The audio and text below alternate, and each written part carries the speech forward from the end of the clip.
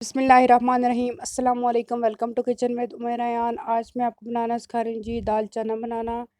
ये बहुत ही easy way में आप लोगों को बनाना सिखाऊंगी। और अब हमें इसके लिए जो चीज़ें चाहिए, सबसे पहले तो ये मेरे पास है दाल चना। इसको मैंने आधे घंटे के लिए अच्छे से धोकर आधे घंटे के लिए भिगो दिया था। ये मेरे पास है 2 ऑनियन, इनको अच्छे से काट लिया था। 1 टेबल स्पून मेरे पास है ये लहसुन का पेस्ट। 3 मेरे पास है टमाटर, इसको मैंने अच्छे से काट लिया था। हरी मिर्च, हरा धनिया। 1 टेबल स्पून है मेरे पास ये garam masala. 1 tablespoon crush chilli. 1/2 tablespoon ये कश्मीरी लाल मिर्च। और 1/2 टेबल स्पून मेरे पास है ये हल्दी।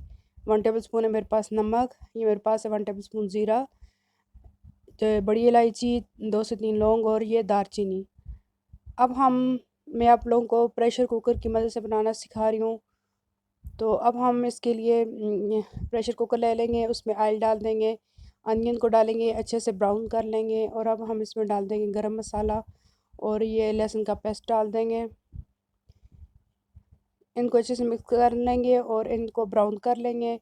जब ये सब चीज़ें अच्छे से ब्राउन हो जाएं तो अब हम इनमें डाल देंगे कटे हुए टमाटर डाल देंगे और इसमें तमाम स्पाइसेस डाल देंगे।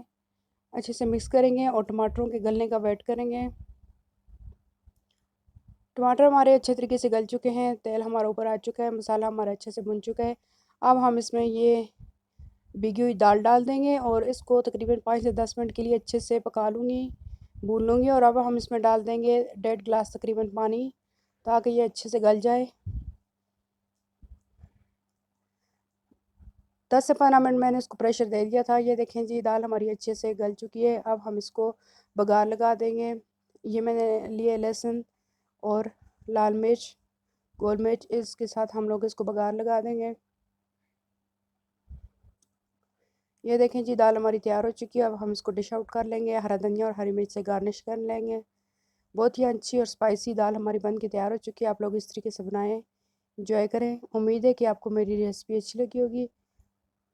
अगर आपको मेरी रेसिपी अच्छी लगी है तो मेरे चैनल को लाइक करना है, सब्सक्राइब करना है, शेयर करना है। और अगली रेसिपी तक के लिए इजाज़त दीजिए। अल्लाह हाफ़िज़।